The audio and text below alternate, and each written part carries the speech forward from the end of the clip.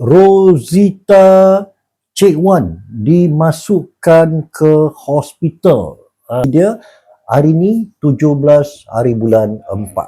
Okey, kawan-kawan, saya nak memperingatkan lagi sekali tentang penyakit-penyakit ni.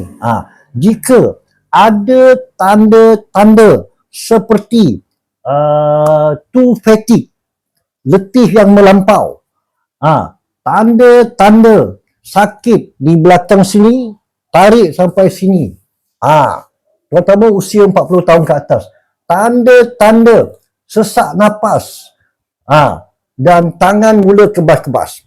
So, saya nak nasihatkan, jangan pandang remeh, cari masa yang sesuai, mesti buat medical screening. Medical screening secepat mungkin untuk mengelakkan kes-kes sehingga kita terpaksa dimasukkan ke ward. Jangan biarkan diri kita masuk ke ward. Itu adalah emergency. Bila emergency, kita takut sakit-sakit yang doktor terpaksa buat keputusan sendiri.